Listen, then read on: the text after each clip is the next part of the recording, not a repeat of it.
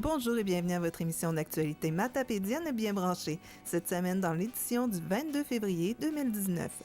Dans le cadre des Journées de la persévérance scolaire, la Caisse Desjardins Vallée de la Matapédia remet les chèques des prix de la Fondation Desjardins à 3 écoles de la commission scolaire des Monts-et-Marais. Nous vous présentons un reportage sur le club de patinage de vitesse d'Amqui dont l'une des athlètes a été couronnée championne dans sa catégorie lors des championnats canadiens longue piste par catégorie d'âge tenus à Winnipeg les 9 et 10 février dernier. Elle et 2 autres ont été sélectionnées pour les Jeux du Québec. En cette période de résolution que nous commençons déjà à oublier, nous rencontrons Caroline Gontier, nutritionniste, qui nous rappelle d'être prudent et prudente. Opération Enfant Soleil remet 26 000 $ au CI3S du Bas-Saint-Laurent, hôpital d'Amqui. La Maison d'Angèle œuvre au sein de la communauté depuis 15 ans. Les Benjamines en volleyball de l'école secondaire Armand-Saint-Onge vous invitent à leur défilé de mode pour financer leur participation au championnat canadien à Ottawa. Et finalement, Martin Landry, président de la Serve, commente l'acquisition d'un nouveau territoire acéricole par l'organisme.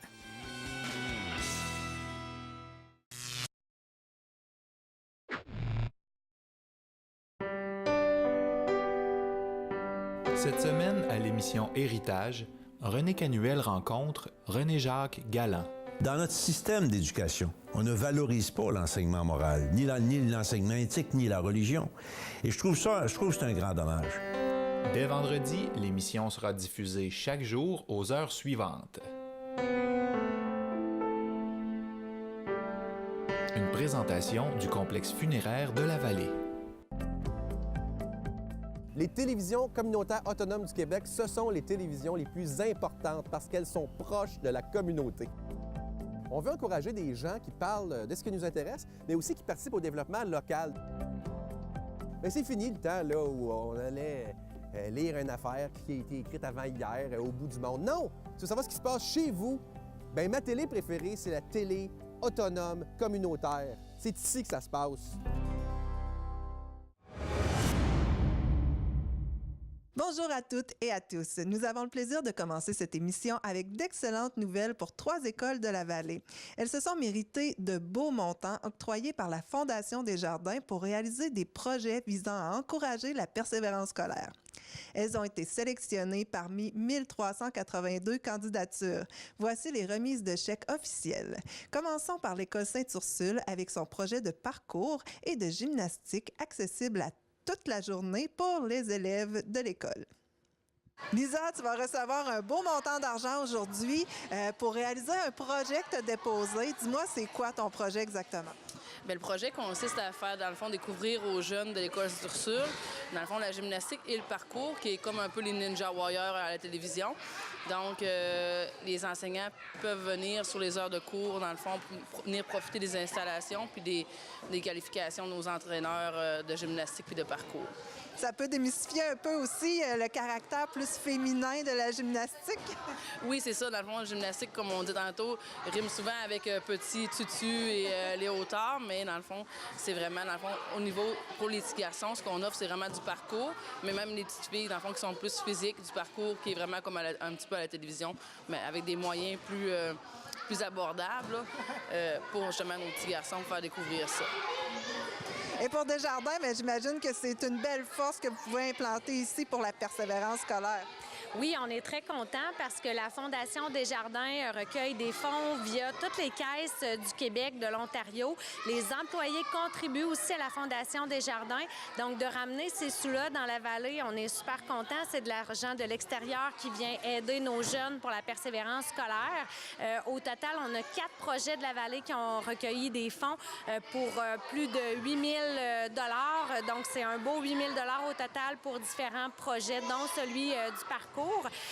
Puis c'est ça, c'est dans le cadre des Journées de la persévérance scolaire. On le sait, nos jeunes ont besoin à l'école de bouger, d'être motivés, d'avoir aussi des projets pour améliorer leur estime d'eux-mêmes. Donc, des projets comme ça, bien, ça va permettre à nos jeunes de rester accrochés à l'école. Puis c'est notre objectif chez Desjardins. Merci beaucoup, Isabelle. Merci. Toujours à l'école Sainte-Ursule, un autre projet a été sélectionné pour une classe de 3e et 4e année, soit l'achat de livres éducatifs pour diminuer le temps d'écran. Alors, Elisabeth, qu'est-ce que ta classe a gagné aujourd'hui? 600 $. 600 $, qu'est-ce que vous allez faire avec ça? Acheter des livres avec Madame Chexa. Oui, puis les livres, ça va être pour la classe? Ça va servir à quoi d'avoir des nouveaux livres dans la classe? À lire, puis pour regarder. Ça va vous aider à l'école? Ouais. Super, t'es-tu contente? Oui. Super, qu'est-ce qu'on dit? Merci. On dit-tu toutes merci, les amis? Merci! Dirigeons-nous maintenant vers Sébec pour découvrir le projet de Maude Gagnon. Les jeunes pourront faire un voyage de fin d'année et ce même groupe a décidé de donner 1 000 $ de leur prix pour la radio étudiante. Élise, vous venez de gagner un prix dans le cadre de la Semaine de la persévérance scolaire. Quel projet vous allez faire avec cette somme d'argent? Bien, dans le fond, il y a 2 000 $ qui va aller pour notre voyage à Québec, puis il y a un autre 1 000 $ qui va aller pour notre radio étudiante. OK. Donc, le voyage à Québec, c'est votre classe seulement ou c'est toute l'école? Bien, c'est 6e puis 5e année. OK. Ouais. Puis, vous avez aussi un projet de radio étudiante. Dans le fond, vous aviez gagné 3 000 $ juste votre voyage, mais vous êtes tellement fin que vous partagez. Oui, c'est ça. Puis, dans le fond, parce que là, notre local il est occupé, là, mais on va pouvoir s'acheter plein d'équipements, puis ça va être le fun. Super. Bien, une belle école dynamique. Merci beaucoup. Bravo à vous, l'École Sainte-Marie. Au secondaire, c'est Stéphanie Bastien qui a proposé le projet de Filles actives qui s'est mérité un montant de 1 500 $. Filles actives a pour mission de faire découvrir aux adolescentes les avantages et le plaisir qui découlent de la pratique d'activités physiques dans un environnement positif, valorisant et ouvert à toutes.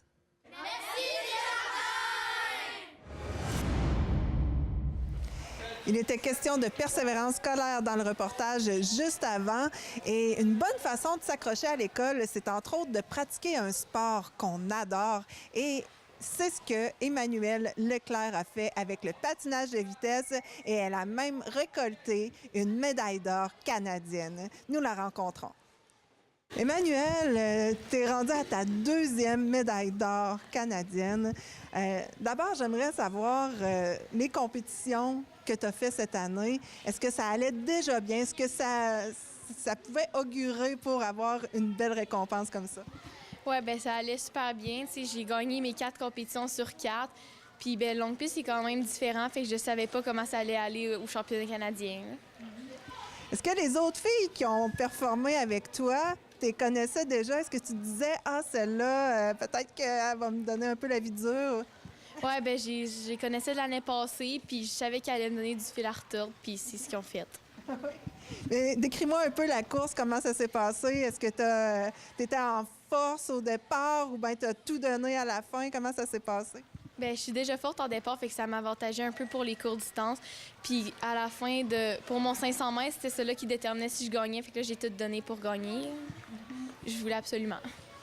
Là, tu ramènes une belle médaille ici avec ton équipe de patinage ici à Amqui.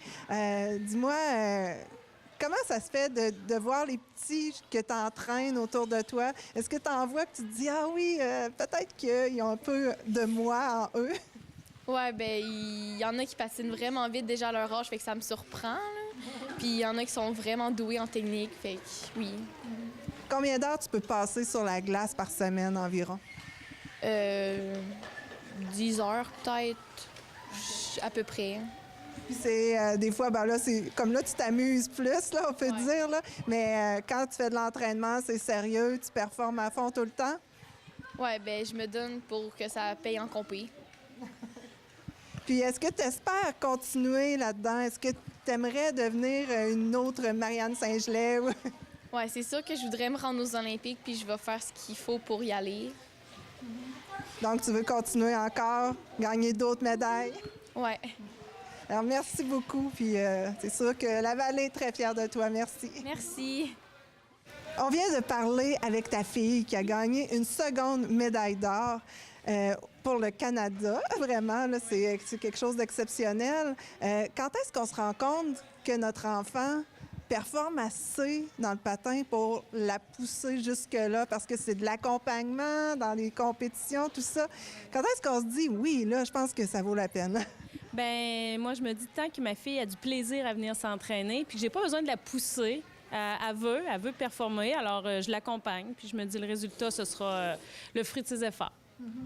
C'est combien de compétitions par année environ là, qu'il faut suivre, qu'il faut l'accompagner?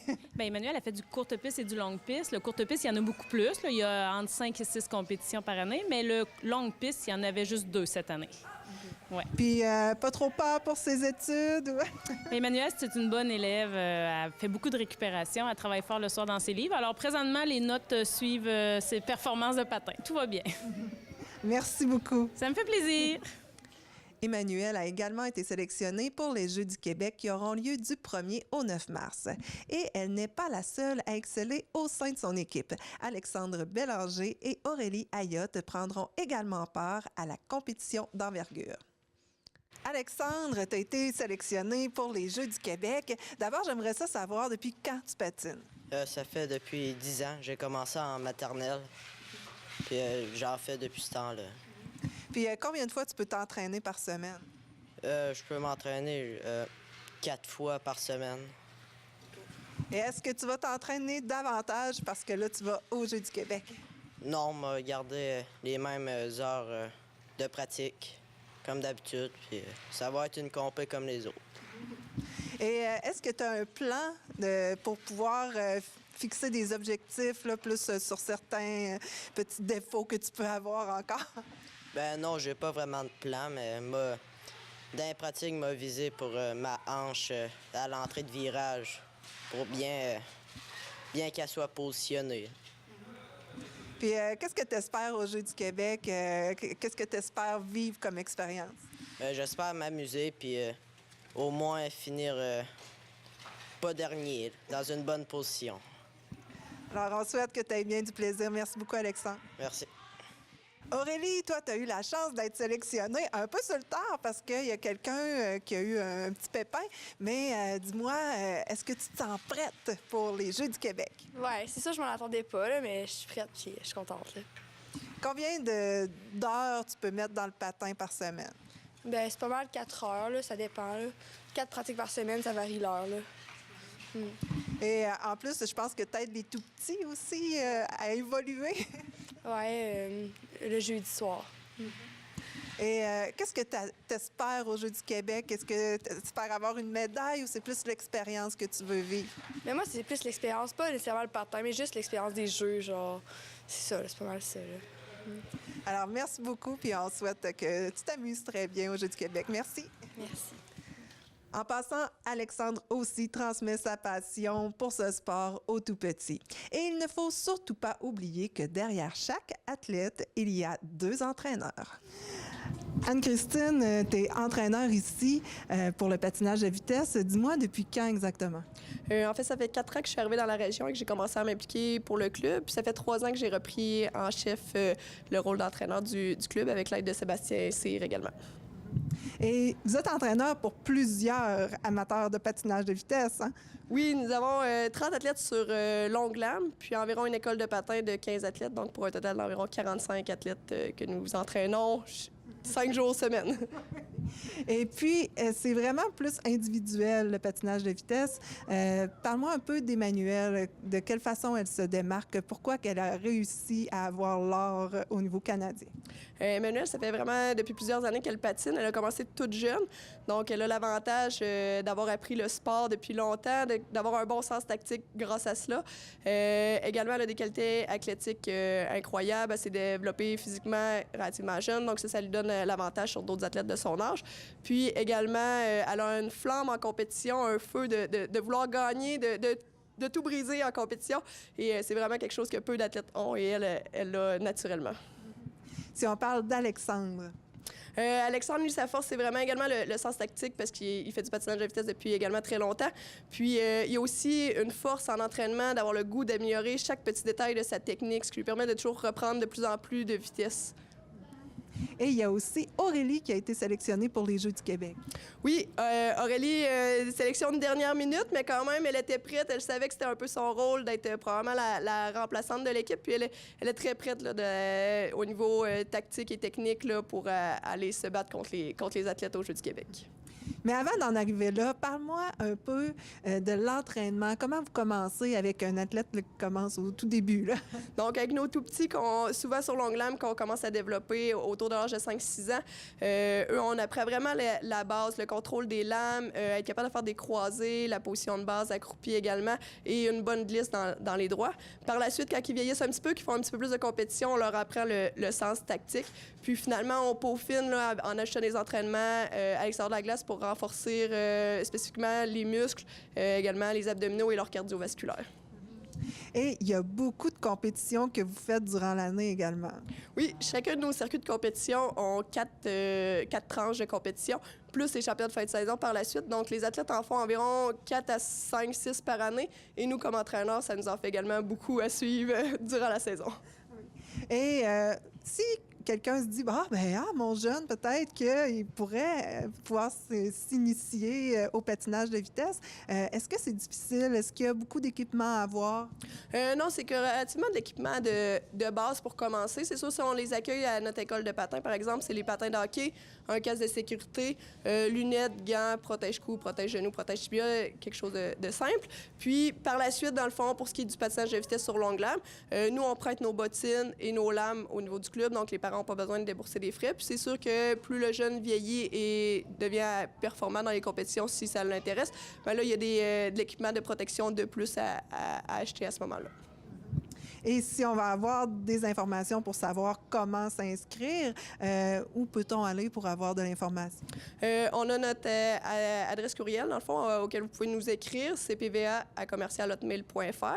On a également notre page Facebook, CPVA, où on publie beaucoup d'informations aussi sur les résultats, sur nos inscriptions et tout ça. Alors, merci beaucoup, Anne-Christine. Un beau sport et félicitations pour les athlètes qui se sont sélectionnés. Merci. Au début janvier, nous avons toujours de nombreuses résolutions que nous voulons tenir toute l'année, mais déjà en février, on commence à les oublier et nous allons rencontrer une nutritionniste qui, elle, va nous donner peut-être une bonne façon d'apprendre à mieux gérer notre alimentation. Caroline, tu es nutritionniste ici à l'hôpital d'Amqui, au CI3S. Dis-moi, d'abord, OK, à propos des fameux régimes, parce qu'on sait, on vient de finir le mois de janvier, le mois des résolutions, les fameux régimes qui existent présentement pour maigrir, parle-moi-en un peu. Bien, oui, ça rentre dans les détails de tous ces régimes-là, dans le fond, qui sont à la mode. C'est sûr qu'il y a un roulement à chaque 2-3 ans. Là, on va voir des nouveaux régimes qui apparaissent, les gens s'y intéressent parce que, entre autres, bien, avec les réseaux sociaux, ça roule beaucoup. Hein? On voit des gens qui ont des réussites avec des nouvelles techniques amaigrissantes. Les derniers régimes à la mode, on parle beaucoup du régime cétogène ou keto, qui est un peu à la mode, justement. Puis, on a aussi le jeûne intermittent, qu'on entend parler beaucoup. Les jeûnes aux protéines aussi, qui sont populaires quand même depuis quelques années. Donc, ces régimes-là, finalement, la question qu'on doit se poser, c'est est-ce que je vais être capable de maintenir ces changements d'habitude de vie-là ou ces changements alimentaires-là toute ma vie? Parce que pour les régimes, c'est souvent inefficace, en fait, pour la perte de poids. Mais je pense qu'il faut s'informer là, auprès des professionnels qui se connaissent bien. Donc, les nutritionnistes, on est bien placés là, pour répondre à ces questions-là. On est souvent formés là, pour pouvoir répondre justement à ces nouveautés-là qui arrivent sur le marché. Là, on a souvent beaucoup de questions en lien avec ça. Donc, vous avez des formations toujours à jour, comme prochainement, tu vas avoir une formation justement sur le régime cétogène. Oui, c'est ça. Dans le fond, le 15 mars prochain. Donc, vraiment, d'ici quelques semaines, là, je vais vraiment avoir une formation pour pouvoir justement connaître un peu plus l'efficacité de ces régimes-là. Est-ce que ça peut être recommandé ou non? Scientifiquement, est-ce que c'est vraiment quelque chose? Là, c'est ça qu'on peut recommander aux gens, mais d'emblée, là, ce que je vous dirais, ce qui ressort souvent de la problématique associée au régime, c'est le maintien à long terme de ces habitudes-là, parce que c'est sûr qu'on peut faire des changements alimentaires ou on peut faire un régime qui va effectivement faire que les gens vont perdre du poids à court terme, mais vont ensuite le reprendre, d'où le phénomène là, du yo-yo, si on veut, où les gens perdent du poids et en reprennent par la suite. Ce qu'on a beaucoup entendu parler aussi dernièrement, c'est le régime alimentaire canadien. Le guide alimentaire canadien. Il y a eu quand même un bon bouleversement. Oui, c'est sûr qu'on a des gros changements là, au niveau du guide alimentaire. Donc, j'ai l'ancienne version ici, puis la nouvelle. Là. Dans l'ancien guide, là, c'est sûr qu'on avait 4 groupes alimentaires qui étaient bien définis. Puis, on avait à l'intérieur là, des portions qui étaient recommandées, tout ça. Dans le nouveau guide, on laisse tomber vraiment l'arc-en-ciel, finalement, qui était l'image guide alimentaire, qui datait de 2007, d'ailleurs. Hein. Fait que ça faisait quand même un bon 12 ans là, que ça avait pas été revisé, là, ce document de santé publique-là, qui se trouve être le document le plus imprimé ou téléchargé là, par Santé Canada, là, par les utilisateurs puis les Canadiens. Donc, c'est ça. Fait que le nouveau guide, c'est beaucoup plus simple, si on veut, là, l'application ou la façon dont c'est présenté. Donc, on n'a plus vraiment de groupe alimentaire, puis c'est vraiment comme plus l'assiette équilibrée qui est indiquée, puis on recommande. Puis c'est déjà quelque chose là, avec lequel nous, on travaillait, les nutritionnistes, l'assiette équilibrée, donc ça... Oui, on voit l'assiette. Oui, c'est ça. Fait que notre demi-assiette là, de légumes et de fruits qu'on recommande là, au moins 2 fois par jour, dîner, souper. Donc, beaucoup de végétaux là, qui sont mis de l'avant. Là. Et prochainement, il va y avoir une formation sur justement le nouveau guide alimentaire. Ça va être à la fin mars, je crois. Oui, c'est ça. Dans le fond, on est en train de planifier là, présentement un peu le mois de la nutrition. Le mois de mars, chaque année, c'est le mois de la nutrition. Donc, on est en train de planifier une conférence qu'on voudrait offrir là, au grand public pour dans la vallée de l'Ambatapedia. La date n'est pas établie encore, mais on voudrait publiciser tout ça, donc rester à l'affût pour présenter justement les nouvelles recommandations, le nouveau guide, répondre à vos questions. Et il y a déjà un cours qui se donne qui va se donner prochainement, mais les inscriptions sont en train de se faire présentement. Parle-moi de ce cours-là. On parle de choisir de maigrir, mais c'est pas un cours pour apprendre à maigrir. Oui. Dans le fond, pour vous expliquer un peu ce que c'est le programme Choisir de maigrir, effectivement, c'est pas un programme qui vise la perte de poids. Donc, les gens qui vont s'inscrire, parfois, ça va faire partie quand même de leurs objectifs. Ultimement, ils souhaiteraient perdre du poids suite à ce programme-là. Mais le but, c'est vraiment de prendre conscience de toutes les facettes, dans le fond, qui sont autour de la problématique du poids. Par contre, ça s'adresse quand même, ce programme-là, à des femmes qui peuvent avoir un surplus de poids ou pas. Donc, une personne pourrait avoir une préoccupation excessive par rapport à son image ou à son poids corporel, même si elle est de poids normal, puis pourrait quand même s'inscrire à ce programme-là. Dans le passé, on en a eu là, des femmes qui étaient de poids normal, puis on en a de tous les formats corporels. Et c'est ça. Dans le fond, c'est vraiment pour mieux comprendre son problème de poids, puis travailler là où il faut travailler. Mais qu'est-ce qu'on apprend exactement? C'est à mieux doser notre alimentation? Je pense qu'on pèse notre nourriture. Comment ça fonctionne? Bien, dans le fond, il y a vraiment plusieurs modules. Là. C'est de mémoire 13 modules. On a 13 rencontres de 3 heures en soirée, puis une journée complète. Donc, c'est 45 heures au total de formation, si on veut, tant au niveau de l'alimentation. Il y a un peu d'activité physique aussi là-dedans. Là, la kinésiologue vient faire une des rencontres, mais je travaille beaucoup avec une intervenante psychosociale, là, qui travaille au centre de femmes. Oui, on va faire des choses au niveau de l'alimentation, puis on va détailler, par exemple, on va aller calculer vraiment toutes les calories que la personne mange dans une journée, mais on va faire travailler nos participantes, dans le fond. Le but, là, c'est vraiment d'arrêter de mettre, si on veut, tout cul dans le bec là, aux personnes qu'on rencontre. Là. Ah, voici vos besoins en énergie, voici votre calcul, puis donner des chiffres, tout ça. On fait travailler les gens pour qu'ils prennent conscience un petit peu plus de leur potentiel d'amaigrissement aussi. Parce que ça arrive des fois que le constat est pas toujours agréable, si je peux dire, pour les femmes, mais on va avoir parfois des femmes qui mangent presque pas, mais qui réussissent pas quand même à perdre du poids.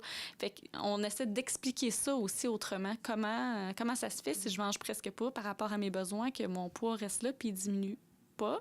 Donc, il y a des explications en dessous de ça qui peuvent être reliées à la biologie, au corps, mais aussi dans les sphères plus psychosociales. Donc, on va aller chercher un petit peu de tout là, dans ce programme-là. Des fois, c'est peut-être les habitudes de manger devant la télé ou encore entre les repas, manger un peu n'importe quoi.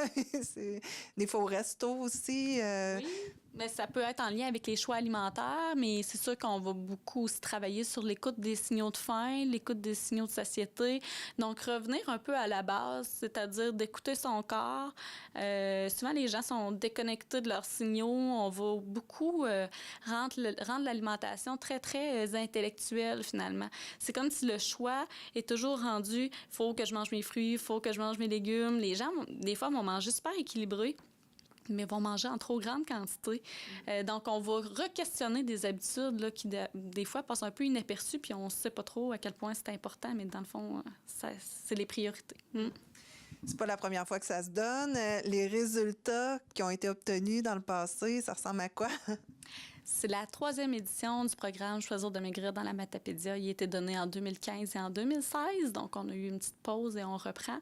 Les résultats... Il y a une espèce de synergie, hein, aussi, ça se donne sous forme de groupe, il faut dire. Donc, on a des résultats, beaucoup de liens aussi qui vont se faire entre les femmes. Fait que c'est pas nécessairement... Oui, il y a des femmes qui, ultimement, vont réussir à perdre du poids suite à ce programme-là. Mais je pense qu'on va chercher autre chose. Il y a beaucoup d'acceptation aussi, finalement, du corps ou de l'image qu'on a. Il y a des femmes qui vont choisir, justement, de ne pas maigrir suite au programme. Parce que comme il s'appelle « Choisir de maigrir », c'est ça. Fait que la visée du programme, c'est d'avoir un plan d'action personnalisé par rapport à son choix de maigrir ou pas. Fait qu'on a des résultats sur plusieurs facettes, mais globalement, les commentaires sont extrêmement positifs pour les femmes qui ont suivi le programme. Le programme commence quand exactement? Le programme débute le 19 mars prochain. Donc, c'est dans pas très longtemps et ça s'échelonne jusqu'à peu près à la Saint-Jean, donc jusqu'au 18 juin. Okay. Et pour s'inscrire, je pense qu'on contacte le Centre de femmes. Oui, dans le fond, le formulaire d'inscription est disponible au Centre de femmes de la vallée de la Matapédia, donc au 17 rue Brochu. Puis, c'est Marie-Ève Degrasse qui est intervenante psychosociale au Centre de femmes qui est responsable des inscriptions, finalement. Puis, c'est premier arrivé, premier servi, donc il reste seulement quelques places déjà. Mais on prend quand même les noms là, qu'on va garder en banque de noms, advenant que le programme pourrait être redonné éventuellement. Là. Donc, on ne perd rien à aller porter notre nom, même si on pense que c'est déjà plein. Et pour te consulter ici, j'imagine qu'il faut être référé par un médecin.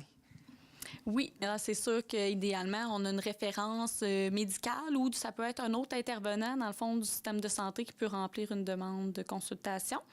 Dépendamment là, des raisons de consultation, tout ça. On a aussi des rencontres de groupe là, qui se font pour... si on veut avoir de l'information sur la saine alimentation, on va le faire sur cette forme-là, parce que sinon, j'aurais une liste d'attente très, très longue. Mais c'est ça, selon la raison de la demande de consultation, oui, on peut me rencontrer.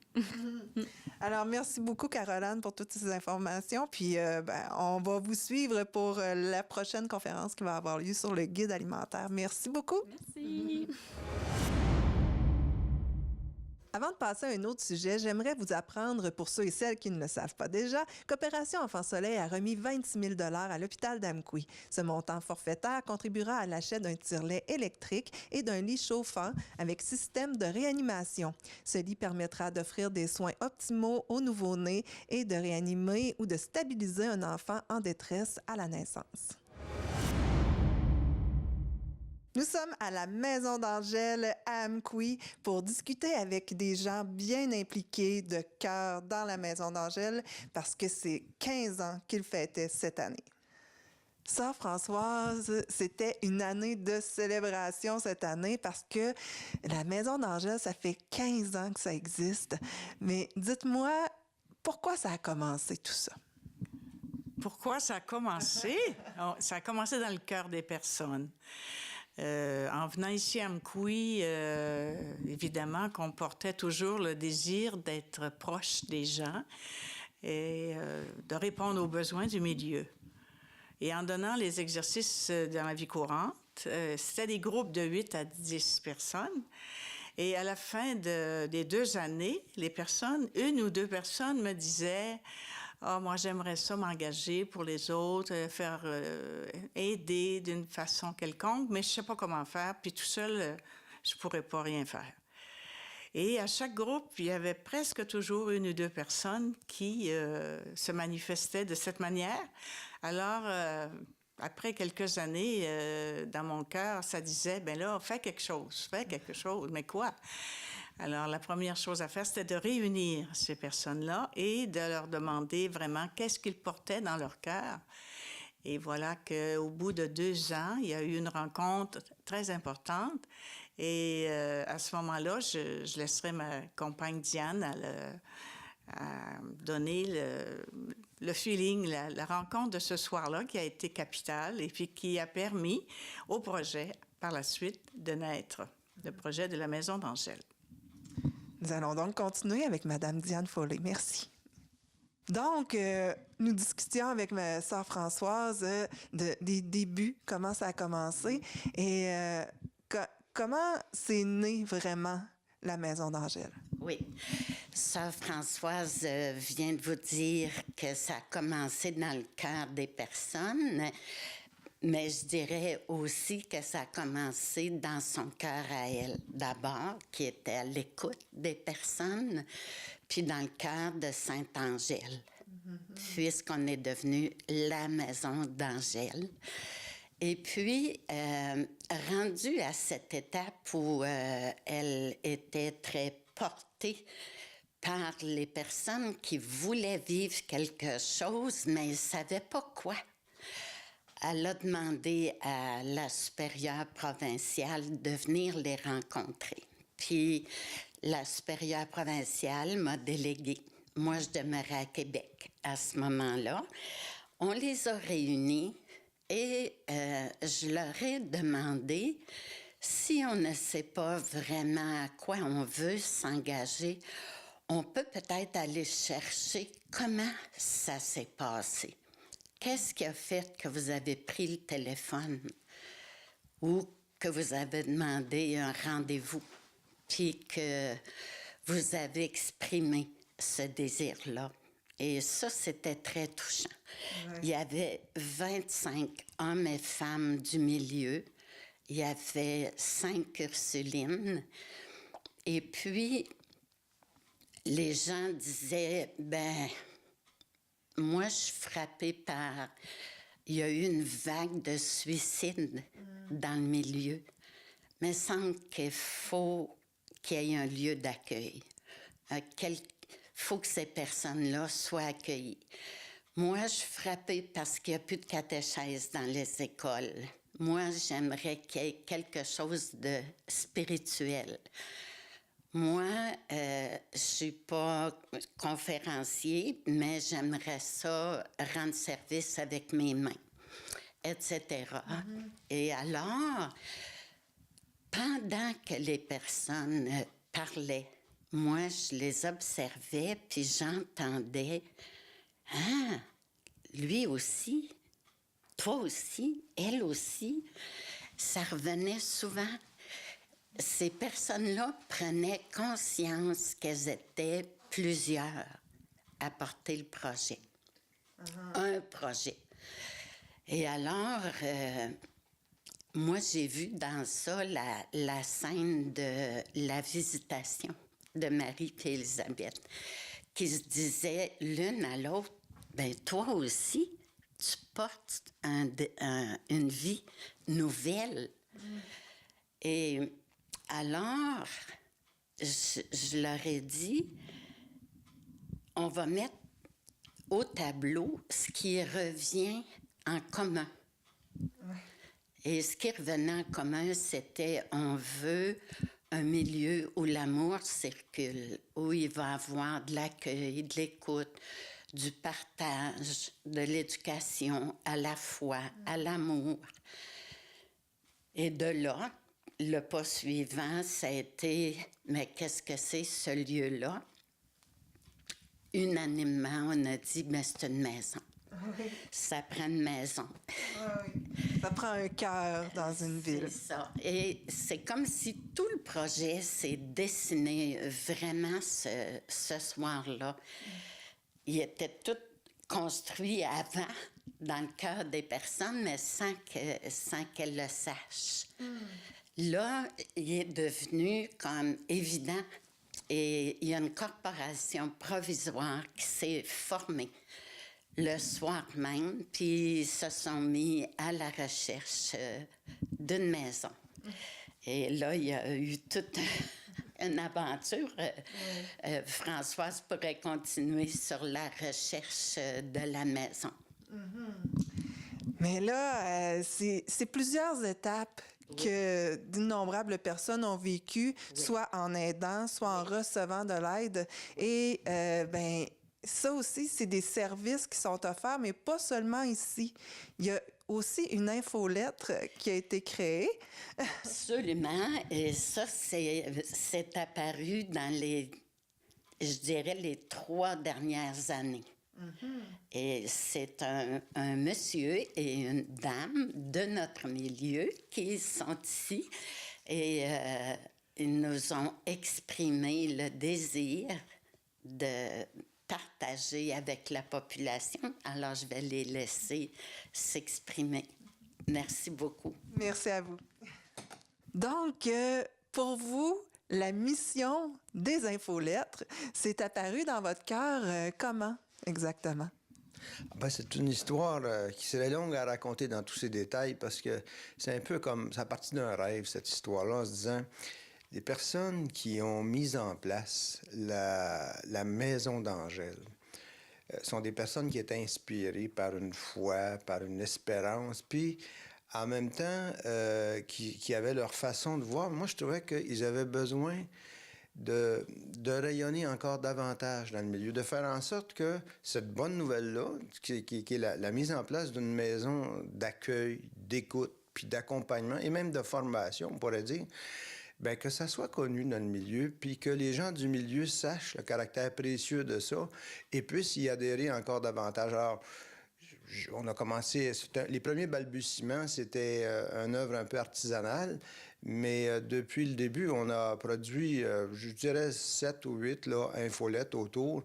Et puis, au fur et à mesure où on progresse, on devient techniquement meilleur. Et les feedbacks, les commentaires qu'on reçoit de cette production-là sont encourageants pour aller encore plus loin. Alors moi, je trouve ça bien intéressant de pouvoir mettre mes compétences au service de cette œuvre-là qui est la Maison d'Angèle. Puis André m'assiste énormément là-dedans. Quels sont les sujets qui sont abordés dans les infolettes? Bien, dans l'infolette, c'est d'abord la vie de la maison d'Angèle, parce que c'est pour refléter ce qu'ils font. Et dernièrement, c'était sur le 15e anniversaire de cette belle maison d'Angèle. Alors, on a produit un document pour inviter les gens, d'abord à la messe, et puis pour dire, ça fait 15 ans que ça existe et c'est une petite merveille dans le milieu. Alors, c'est ça. Et là, on va en produire une autre bientôt pour parler du 15e, de la fête du 15e, parce qu'on a plein de photos, plein de belles choses à raconter. Vous avez combien d'abonnés à l'infolette? On a un peu plus de 130. On est autour de 135 abonnés. Et puis, au fur et à mesure où ça se propage, les gens le disent aux uns et aux autres. Alors, ce que je sais, parce que j'ai un outil intéressant pour pouvoir produire les infolettes qui me permet de voir qui les reçoit, les ouvre et les retransmet à d'autres sans qu'ils soient des abonnés. Et il y en a plusieurs qui le retransmettent à d'autres. Donc, on ne peut pas faire le décompte de qui exactement va les lire, mais on sait que régulièrement, on a dans les 135 personnes là, qui cliquent sur notre infolette. Et qu'est-ce qui était relaté un peu justement là, dans l'infolettre? Qu'est-ce que vous allez écrire dans l'infolettre qui parle des 15 ans de la Maison d'Angèle?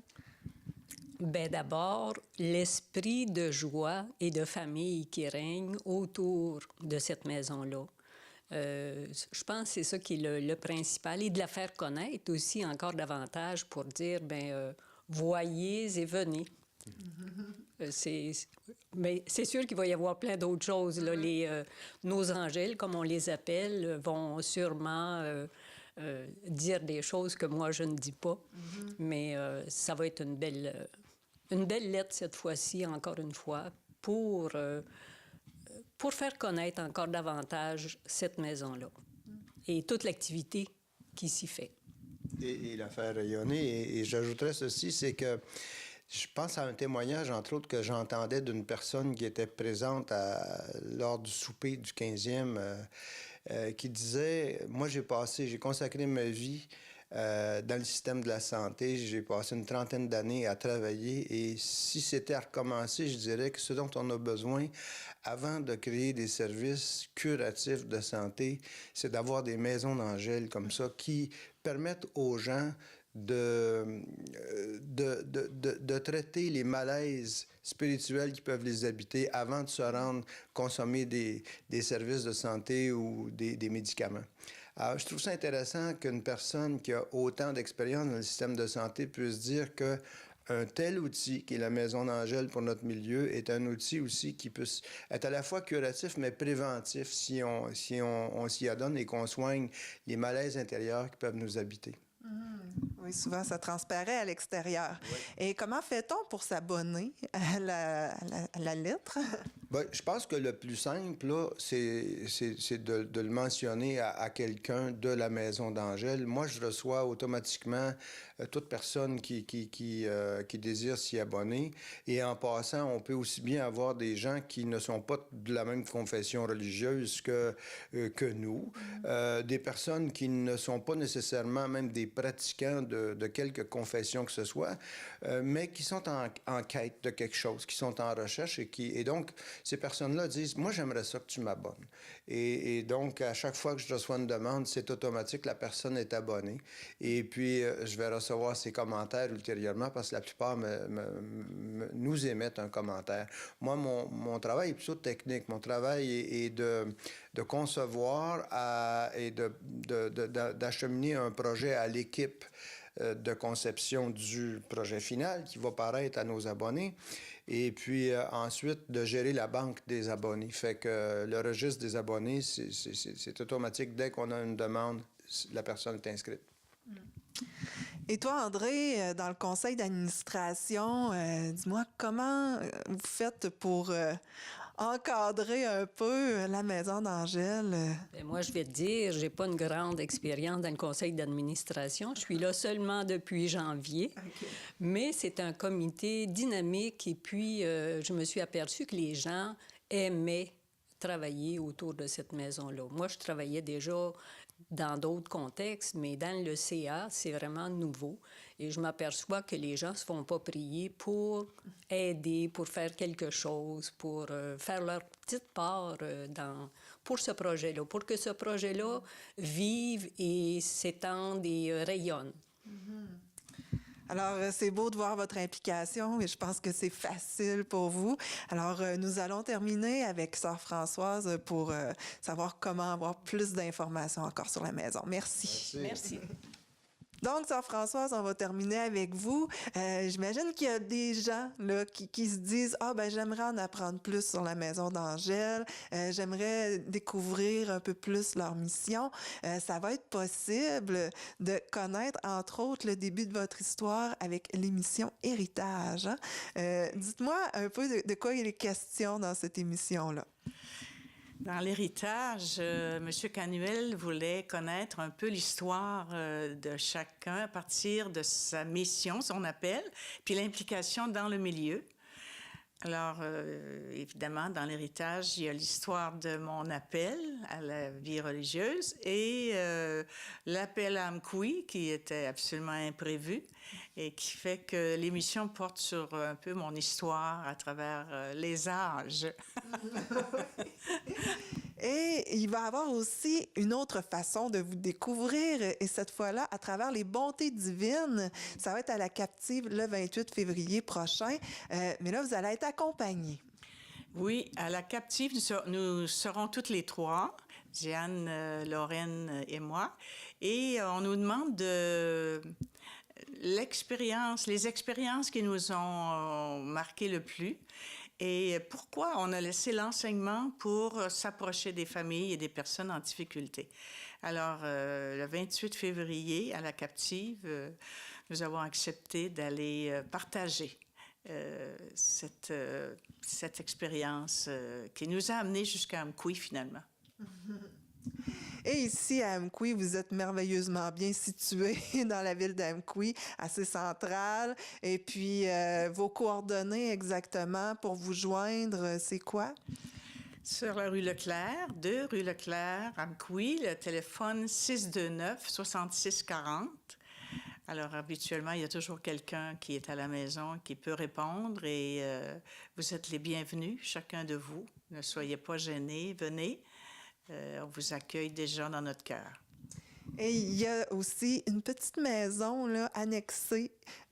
Puis là, ben, c'est possible d'aller se ressourcer aussi. Oui, une petite maison en haut du terrain qui s'appelle l'Ermitage Marie-Guyard. Et vous pouvez venir pour une journée, 2 jours ou plus pour un ressourcement, un repos, un moment d'accompagnement, un temps pour vous permettre de reprendre souffle et d'aller plus loin dans votre vie personnelle et communautaire. Alors, merci beaucoup et on vous souhaite encore 15 ans de bonheur ici. Merci. Merci beaucoup, Nathalie. Au revoir. Mais mon père a toujours dit, vous faites que vous le veuilliez ou non. Il n'est pas question que vous arrêtiez l'école avant la 12e année.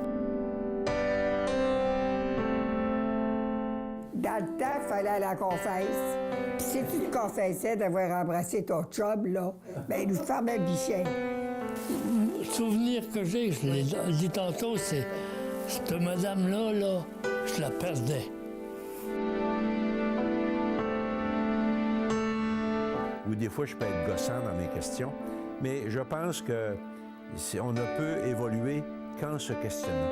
J'ai pas eu ma famille qui m'accotait, m'appuyait, je veux dire, j'aurais dû pas vraiment changer de profession. Je sais pas ce qui se passe, là. Il dit, j'allais me jeter dans la rivière.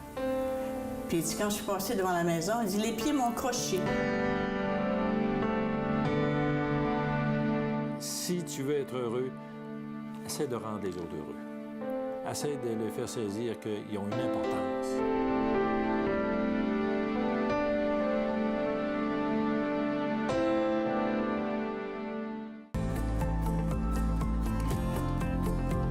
La vraie télé, c'est la télé communautaire, c'est la télé autonome, la télé libre, parce qu'elle n'est pas contrôlée par des géants, elle n'est pas contrôlée par de la publicité, elle n'est pas contrôlée par du gros argent, elle est contrôlée par vos intérêts.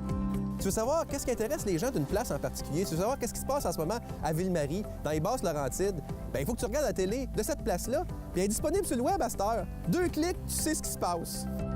Tu sais, l'avenir, là, c'est de parler des vrais enjeux, des vraies valeurs, de ce qui nous touche vraiment. Et il n'y a rien de mieux qu'un médium local pour le faire. C'est pour ça que les télécommunautaires autonomes font ce travail-là. Et puis, on parle souvent de codes d'écoute, puis tout ça. 1, les codes d'écoute sont assez bonnes, puis 2, le qualitatif, c'est important aussi. La qualité des gens qui regardent, c'est des gens intéressés, intéressants. Pourquoi? Parce qu'on regarde notre communauté.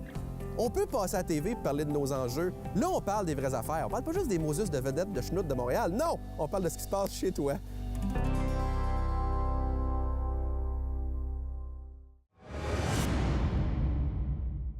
Avec les sautes d'humeur de Dame Nature cet hiver, plusieurs rêvent déjà au printemps. Et quelle belle façon de s'y propulser réellement à travers un défilé de mode. Et qui de mieux pour s'improviser mannequin que des filles au sommet de leur forme, comme les joueuses de volleyball Benjamin de l'Assaut.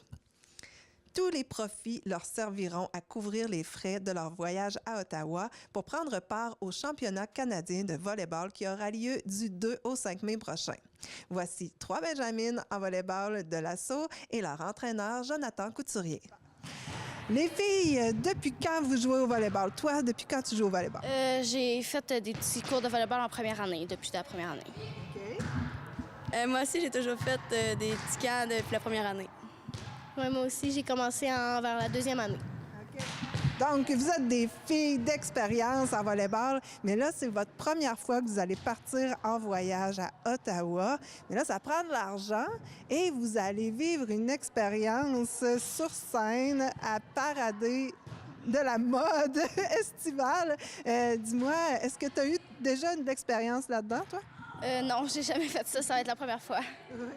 Et puis, est-ce que tes parents, tes grands-parents ont dit « Ah oui, on va aller te voir » Oui, la plupart, là. Oui. Et toi, qu'est-ce que ça te fait d'essayer des nouveaux vêtements comme ça, puis de penser que juste en paradant ça va te permettre d'aller faire un voyage à Ottawa? Bien, c'est sûr que c'est le fun, mais en même temps, on n'a comme pas le choix pour se ramasser de l'argent, puis ça va me donner des nouveaux vêtements d'essayer pour les gens. Et vos arguments de vente pour pouvoir vendre des billets? Ben, c'est tout de venir nous voir puis nous encourager pour qu'on réussisse à faire ce projet-là tous ensemble, puis qu'on puisse bien financer tout ça. Et avec toute la neige qu'on a eue cet hiver, je pense qu'on a besoin un peu de mode estival. Merci beaucoup, les filles. De rien. Dis-moi, les tournois que vous avez faits jusqu'à maintenant, est-ce que vous en avez gagné plusieurs? Oui, ça a super bien été. On a 4 tournois jusqu'à présent qui ont été faits. Les filles, on a super bien performé. On a monté une catégorie. Dans le fond, nous autres, on a joué dans le Benjamin. Puis on a monté d'une catégorie pour aller jouer cadette. Puis si on a vraiment une bonne fiche là, présentement, on est bien classé là, dans la catégorie supérieure. Fait que c'est vraiment positif. Et à quoi ça ressemble vos entraînements? C'est qui se démarque, là, je sais pas, pour frapper?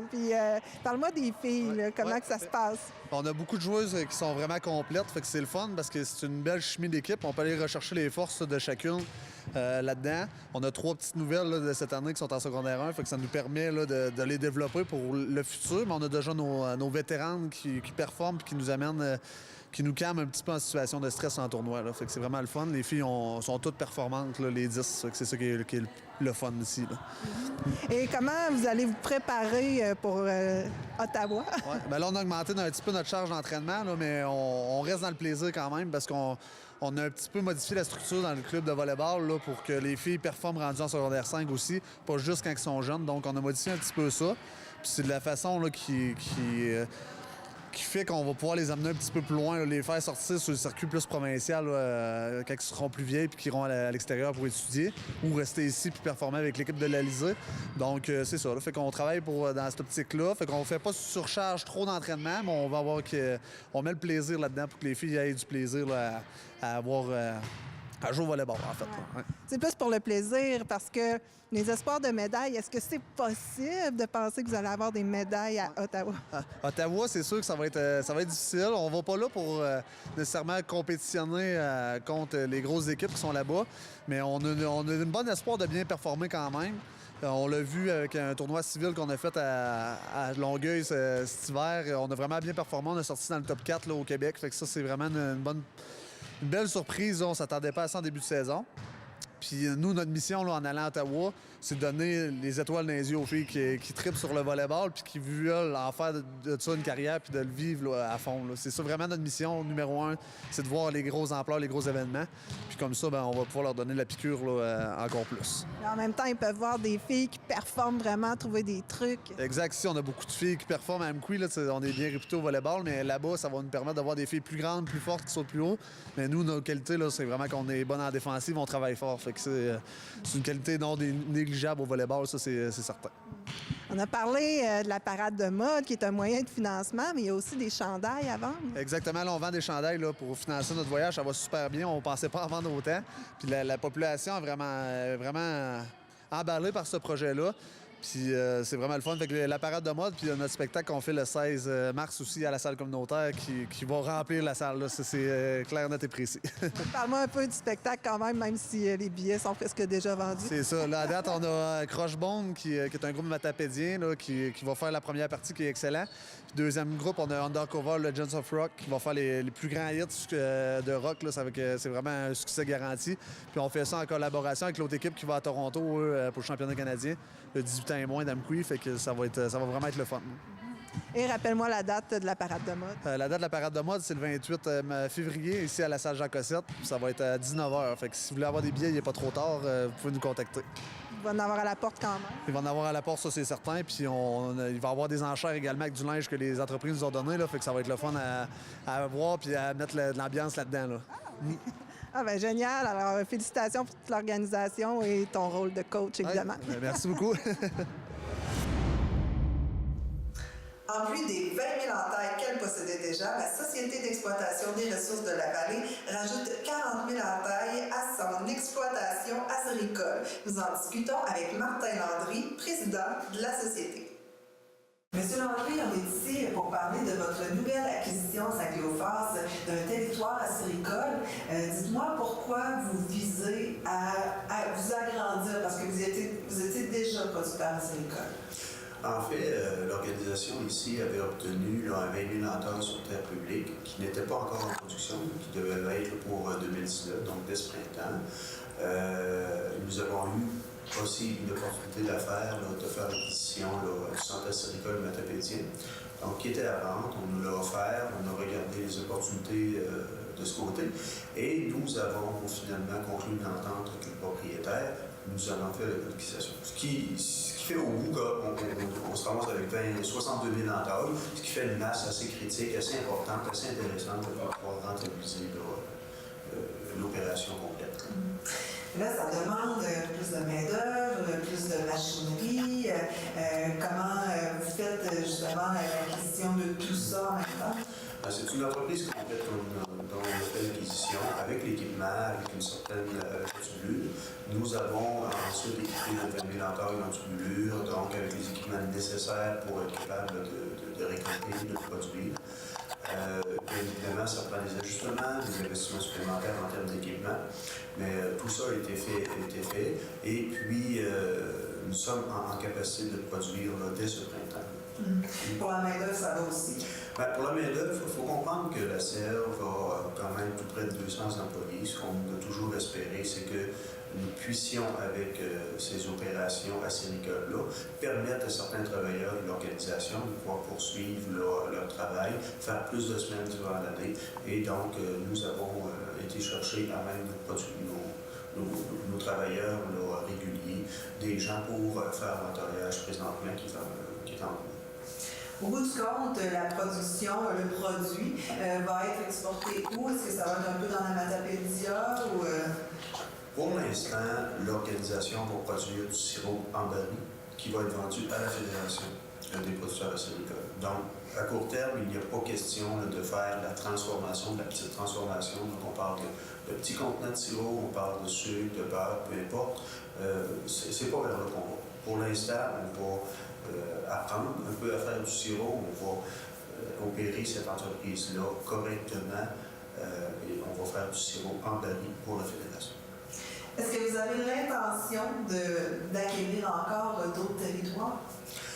Présentement, il n'y a pas d'offre sur la table. Mais comme toute bonne entreprise, s'il y avait des gens qui voudraient se départir de leur production acéricole, de leur entreprise, et qu'il y a des choses intéressantes à faire, donc on va toujours être à l'écoute pour pouvoir peut-être agrandir si c'est possible. Donc, pour l'instant, il n'y a rien sur la table. Mais l'avenir, on ne sait pas qu'est-ce que va nous apporter, donc on reste toujours à l'affût d'opportunités d'affaires. Donc, s'il y a des gens dans le domaine qui veulent vous contacter, c'est possible? C'est toujours possible, on est toujours à l'écoute. Alors, c'est qui qu'on doit contacter exactement, la personne responsable dans le domaine? Il suffit simplement d'appeler ici à l'organisation, ici à la SERV, et on va diriger vers la bonne personne, soyez sans crainte. Alors, merci beaucoup. Une excellente nouvelle encore pour la Matapédia. Merci. Merci. C'est ce qui conclut cette émission. Si vous avez des idées de reportage, téléphonez-moi au 88 629 4503. Vous pouvez aussi capter vous-même des événements communautaires. Plusieurs organismes le font déjà. Vous pouvez le faire aussi. Et n'oubliez pas de jouer au Télébingo ce dimanche à 12h30, 700 $ en prix et plaisir garanti. Bonne semaine. Informatique Bar-Est assure l'entretien du parc informatique de votre TVC. Informatique Bar-Est offre un service informatique résidentiel, commercial et industriel.